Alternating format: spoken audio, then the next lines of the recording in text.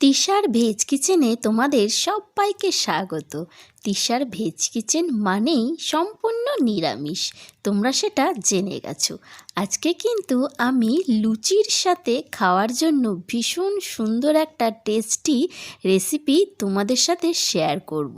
সেটা হলো বাটি চচ্চড়ি। দেখো এখানে আমি কড়াই বসিয়ে দিয়েছি, কড়াইতে তেলও দিয়ে দিয়েছি, আর আমি দিয়ে দেবো এখানে কালো জিরে ফোড়ন।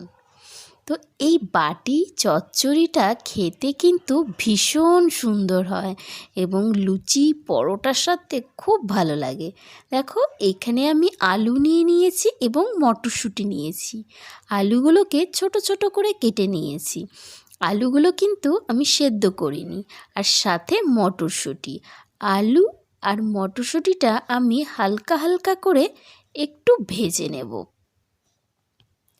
এটা তোমরা শীতকালে লুচি পরোটার সাথে সকালবেলা যদি জলখাবারে খাও দারুণ লাগে খেতে। কিন্তু এটা কিন্তু নর্মাল আলু চচ্চড়ি নয়, এটা হলো বাটি আলু চচ্চড়ি। তাহলে দেখো এখানে আমার ভাজা ভাজা হয়ে গেছে, আমি টমেটোটা দিয়ে দিলাম। আমি কিন্তু এখানে আলুটা বেশি ভাজিনি, হালকা করে ভেজে নিয়েছিলাম। এবার আমি টমেটোর সাথে আলুটাকে আরও একটু ভেজে নেব। এরপর দেখো এখানে আমি দিয়ে দিচ্ছি কাঁচা লঙ্কা। আমি কিন্তু এখানে একটু পাকা দেখে লঙ্কা দিয়েছি, তোমরা চাইলে সবুজ লঙ্কাও দিতে পারো। আমি দেখতে ভালো লাগবে বলে একটু পাকা দেখে লঙ্কা দিয়েছি। এরপর আমি সব কিছু আরও একটু কষিয়ে নেব। দেখো এখানে আমার কষানো হয়ে গেছে, আমি দিয়ে দিচ্ছি পরিমাণ মতো লবণ। এরপর দিয়ে দেব আমি এখানে হলুদ।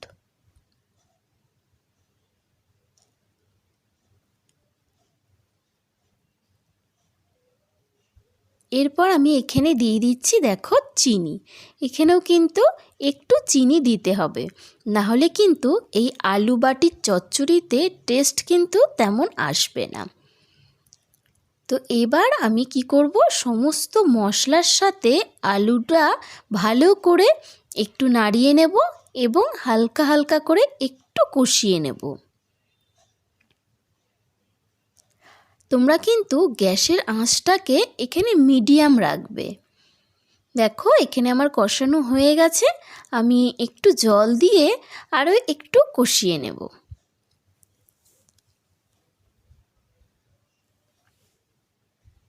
আঁচটাকে এখন মিডিয়ামে রেখেই করা ভালো, না হলে কিন্তু আলুটা পুড়ে যাবে।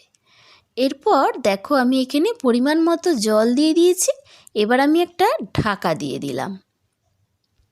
ঢাকাটা একটু খুলে নিই, দেখে নিই আমি এবার আলুটা সেদ্ধ হয়েছে কিনা।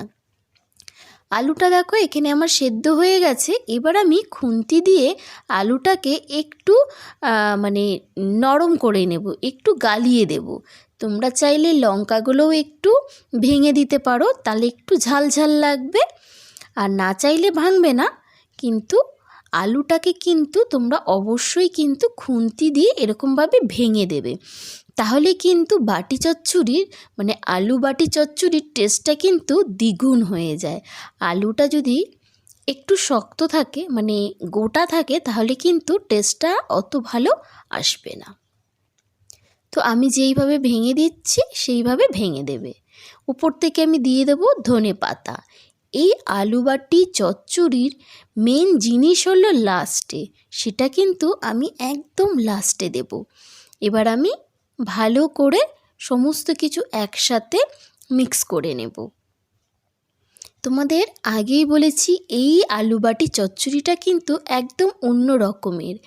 এরপর আমি যেটা দেব সেটা হলো এই আলু বাটি চচ্চড়ির মেন জিনিস, সেটা কিন্তু সবার লাস্টে দিতে হয়। দেখো আমি নিয়ে নিয়েছি একটা পাতি লেবু, অর্ধেক নিয়েছি। এই পাতি লেবুর রসটা আমি ওপর থেকে চিপড়ে দেবো আর কি।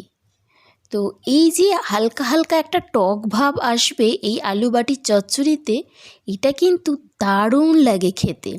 তোমরা একবার ট্রাই করে দেখো, যদি ভালো লাগে অবশ্যই আমাকে কমেন্ট করে জানিও যে তোমাদের কেমন লাগলো। এই শীতকালে এই বাটি চচ্চড়ির সাথে গরম গরম লুচি বা পরোটা দিয়ে একদম জমে যায় কিন্তু।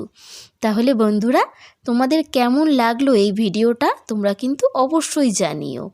অন্য ভিডিওতে আবার দেখা হচ্ছে তোমাদের সাথে।